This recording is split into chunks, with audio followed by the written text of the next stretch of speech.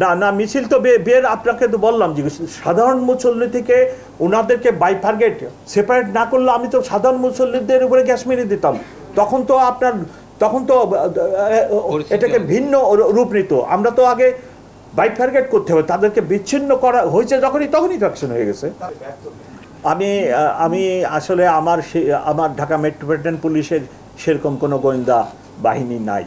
কারণ আপনারা যেটাকে আমার বাম পাশে বসা রেজা ডিবি প্রধান যাকে গোয়েন্দা বলেন, ঠিক ওই অর্থে তারা গোয়েন্দা না। গোয়েন্দা বাহিনীর প্রধান কাজ হচ্ছে অগ্রিম ইন্টেলিজেন্স কালেকশন। তো আমার পাশে যিনি বসা আছে, আমার যে বিভাগ ডিবি, তারা মূলত ক্রিমিনালদের নিয়ে কাজ করে এবং ক্রিমিনাল অ্যারেস্ট, ক্রিমিনাল ইন্টেলিজেন্স এটা নিয়ে কাজ করে, আর ওটা ছিল ভিন্ন।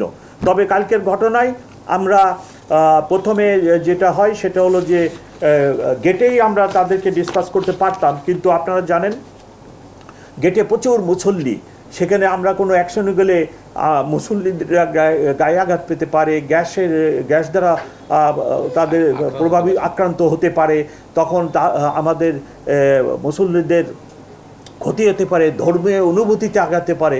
এর জন্য অত্যন্ত সূক্ষ্মভাবে আমাদেরকে চিন্তাভাবনা করে যখন তাদেরকে বাইফার্গেট করা হয়েছে, ঠিক পল্টন মোড়ের থেকে যখন বিজয়নগরের দিকে মোড় নিতেই গেছে, তখনই আমরা অ্যাকশনে গেছি এবং তাদেরকে ডিসপার্স করছি এবং স্পটে আমরা 15 জন ধরছি, গতকাল রাত্রে 4 জন ধরছি, তার আগের রাত্রে 3 জন, তাহলে 15, আজ 4 19 আর 3 22 জন টোটাল অ্যারেস্ট আছে এবং অভিযান অব্যাহত আছে।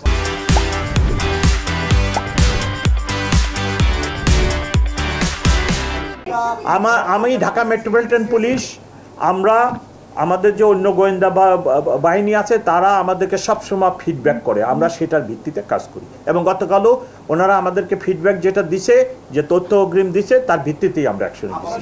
না মিছিল তো বের আপনাকে তো বললাম যে সাধারণ মুসল্লি থেকে ওনাদেরকে বাইফার্গেট সেপারেট না করলে আমি তো সাধারণ মুসল্লিদের উপরে গ্যাস মেরে দিতাম। তখন তো এটাকে ভিন্ন রূপ নিত। আমরা তো আগে বাইফার্গেট করতে হবে, তাদেরকে বিচ্ছিন্ন করা হয়েছে তখনই অ্যাকশন হয়ে গেছে। ইউনাইটেড একবারে হয়নি তো, ইউনাইটেড হওয়ার পরেই তারা একসাথে হয়ে গেছে।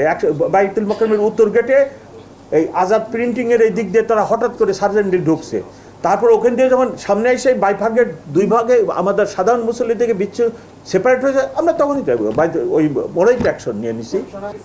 ওনারাই তো পরশু দিন রাত্রে 3 জন, আর কালকে তো তারাই সিটিই তো অ্যারেস্ট করছে, 7 জন অ্যারেস্ট করছে সিটি।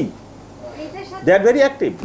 না, আমরা তো আপনারা প্রিন্ট মিডিয়া দেখেন, প্রিন্ট মিডিয়াগুলোতে প্রথম আলো পড়েন, প্রিন্ট মিডিয়া দেখেন যে আমরা যথেষ্ট সক্ষমতার সাথে এটা ডিসপার্স করছি।